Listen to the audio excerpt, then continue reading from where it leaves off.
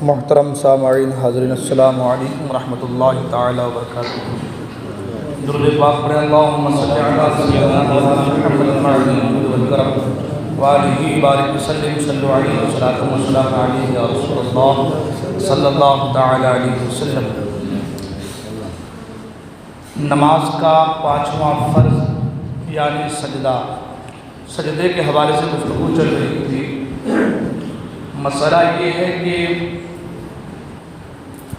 سجدہ میں 3 مرتبہ سبحان ربی الاعلیٰ کہنا سنت ہے۔ 3 مرتبہ سے کم کہنے میں سنت ادا نہ ہوگی اور 5 مرتبہ کہنا مستحب ہے۔ دونوں سجدوں کے درمیان یعنی جلسہ میں اللہم اغفر لی کہنا امام اور مقتدی دونوں کے لیے مستحب ہے۔ جلسہ میں کم سے کم 1 مرتبہ سبحان اللہ کہنے کی قدر ٹھہرنا واجب ہے۔ جس طریقے سے سجدہ میں کم سے کم 1 مرتبہ سبحان اللہ کہنے کے وقت کی مقدار ٹھہرنا واجب ہے، اسی طریقے سے جلسہ کہتے ہیں کہ ایک سجدہ کرنے کے بعد جب بیٹھتے ہیں اس کو جلسہ کہتے ہیں۔ دونوں سجدوں کے درمیان جو بیٹھا جاتا ہے اس کو جلسہ کہتے ہیں۔ تو یہ نہیں کہ ایک سجدہ سے بھی آپ اٹھے بھی نہیں پھر فوراً دوسرے سجدے میں چلے گئے تو واجب آپ کا ادا نہیں ہوگا، جس کو تعدیل ارکان کہا گیا ہے۔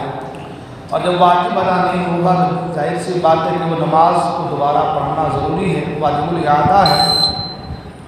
تو جلسہ میں یعنی ایک بار آپ سجدے میں گئے، سجدے سے بیٹھنے کے بعد فوراً لگٹ جس کو کہتے ہیں نہیں جانا ہے، بلکہ کم سے کم 1 مرتبہ سبحان اللہ اتنی دیر کہنے کے وقت کی مقدار وہاں پر بیٹھنا ٹھہرنا یہ واجب ہے۔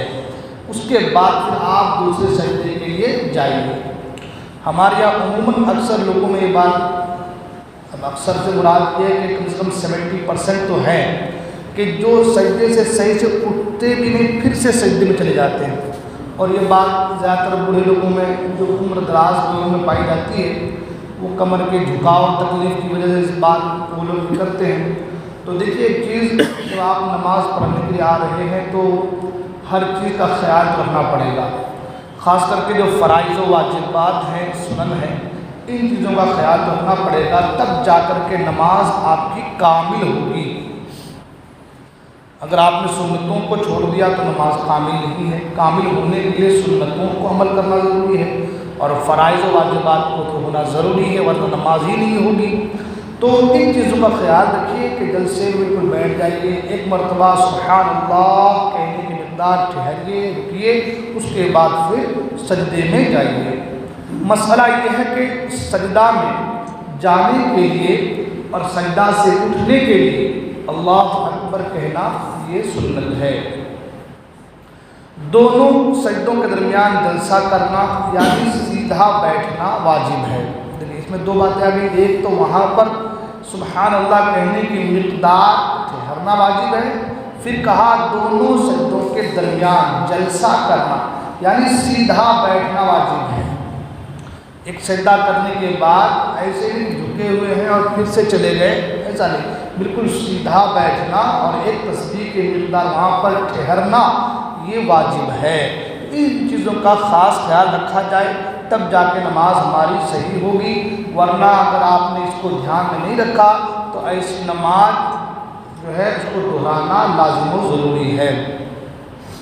مسئلہ یہ ہے کہ مرد کے لیے جلسہ کا سنت طریقہ یہ ہے کہ بایاں قدم بچھا کر اس پر بیٹھے، بایاں قدم بچھا کر اس پر بیٹھے اور دایاں پاؤں کھڑا رکھے، جیسے ہم رکھتے ہیں کھڑا رکھے، اور پاؤں کی انگلیاں قبلہ رو ہوں اور دونوں ہتھیلیوں کو رانوں پر رکھے اور انگلیوں کو اپنی حالت پر چھوڑ دے، یعنی انگلیاں نہ کھلی ہوئی رکھے خوب اور نہ اس کو ملی ہوئی رکھے، اس کو اس کے حال، انگلیوں کو اس کے حال پہ چھوڑ دے اور گھٹنوں کو انگلیوں سے نہ پکڑے۔ جیسے کہ ہم لوگ رکوع میں جاتے ہیں تو حکم ہے گھٹنوں کو اوپر اچھے پکڑنے کا، تو یہاں آپ کو بیٹھنا ہے جلسہ میں، تو آپ کو جو ہے پکڑنا نہیں گھٹنے کو، بلکہ انگلیوں کو، ہاتھ کو اس کے اوپر، ران کے اوپر رکھ دینا ہے، نہ انگلیوں کو کھلا رکھنا ہے نہ ملا رکھنا ہے، اس کو اس کے حال پہ چھوڑ دینا ہے۔ یہ مرد کے لیے جلسہ کا سنت طریقہ ہے۔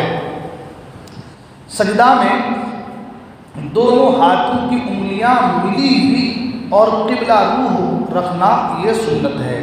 سجدہ میں جب آپ جائیں تو سجدہ میں حکم یہ ہے کہ انگلیوں کو جیسے ملا دیں، کھول کے چھوڑ دیتے ہیں یا اسی ہاتھ میں وہ نہیں، اس کو ملا دیں سجدہ میں۔ یہ حکم صرف جو ہے کہاں ہے؟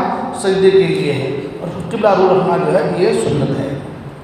عورت کے لیے جلسہ کا سنت طریقہ یہ ہے کہ دونوں پاؤں دائیں طرف نکال دے اور بائیں شرین چوتر کے بل زمین پر بیٹھے۔ یہ جلسے کا سنت طریقہ عورتوں کے لیے ہے۔ سجدہ میں جاتے وقت زمین پر پہلے گھٹنے رکھنا، پھر ہاتھ، پھر ناک اور پیشانی رکھنا، اور سجدے سے اٹھتے وقت اس کے برعکس یعنی اس کا الٹا کرنا، یعنی پہلے پیشانی اٹھانا، پھر ناک اٹھانا، پھر ہاتھ اٹھانا اور آخر میں گھٹنے اٹھانا۔ یہ سنت طریقہ ہے۔ یہ سجدے میں جانے کا اور سجدے سے اٹھنے کا یہ سنت طریقہ ہے۔ مسئلہ یہ ہے کہ مرد کے لیے سنت ہے کہ سجدہ میں بازو کو کروٹوں سے جدا رکھے اور پیٹ رانوں سے جدا رکھے۔ علاوہ ازیں سجدہ میں کلائیاں اور کہنیاں زمین پر نہ بچھائے، بلکہ ہتھیلی کو زمین پر رکھ کر کہنیاں اوپر اٹھائے رکھے۔ یعنی مرد کے سنت یہ ہے کہ سجدہ میں بازو کو کروٹوں سے جدا رکھے۔ یہ جو کروٹ ہے ہمارے ہے نا، یہ جو ہے اس کو دونوں کو ملائے رکھ کے اس کو جدا رکھے، ہے نا، عام طور پر یہی ہوتا ہے۔ اور پیٹ ران سے جدا رکھے، کہ پیٹ کو ران سے جدا رکھنا ہے، مطلب ٹھیک ہے، ملا کے بالکل ایک جگہ چپک کے سجدہ نہیں کرنا ہے۔ یہ جو ہے اپنے بازو کو کروٹوں سے اور پیٹ کو جو ہے رانوں سے جدا رکھنا ہے، اور کلائیاں